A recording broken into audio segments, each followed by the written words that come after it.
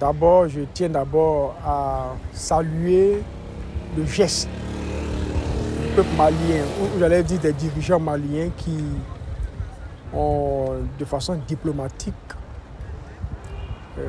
laissé revenir les 49 soldats dans leur pays d'origine. Ici, ce qui est mis en avant, c'est la force de la diplomatie des deux États. Et c'est à saluer, c'est à remercier. Je salue notamment la force d'esprit du président Alassane Dramane Ouattara et tout ce qui va avec. C'est déjà une très bonne décision de la part de son Excellence, M. Assimi Goïta. Cette grâce, c'est vraiment superbe.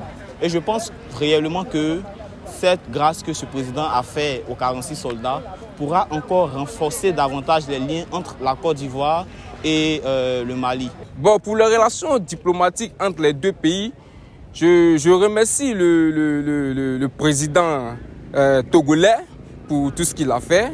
Voilà, parce qu'il a été, je dirais, l'intermédiaire même de tout ce qui est arrivé aujourd'hui. Juridiquement, ils ont été condamnés. La justice malienne a fait son travail. Mais les gouvernants maliens ont résolu le problème politiquement et diplomatiquement. Je pense que c'est ce qui est important. La relation qui existait ne sera plus comme avant au fait. Ils vont se méfier au fait. Voilà. Cet acte, voilà, va laisser une leçon, voilà, surtout sur le plan politique à la Côte d'Ivoire. Voilà.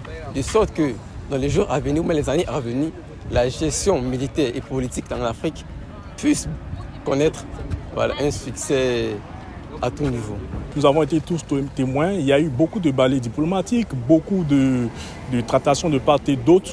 Et ici, ça a mis le temps que ça a pu mettre, c'est pour éviter les méfiances. Je pense que le temps que ça a pris, c'est peut-être pour éviter les méfiances plus tard. C'est-à-dire, quand bien même ils ont été jugés et qu'ils ont été condamnés, juridiquement parlant, ils ont résolu le problème de façon diplomatique. Ça, c'est à saluer.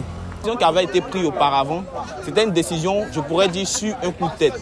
Vu les pressions au niveau de toutes les organisations, que ce soit les organisations gouvernementales et les organisations internationales, le président a voulu forcer.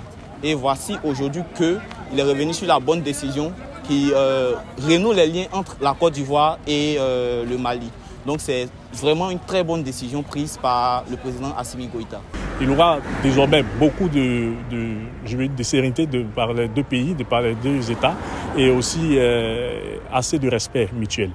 Ce qui a prévalu pour moi, c'est l'aspect diplomatique et c'est vraiment sage.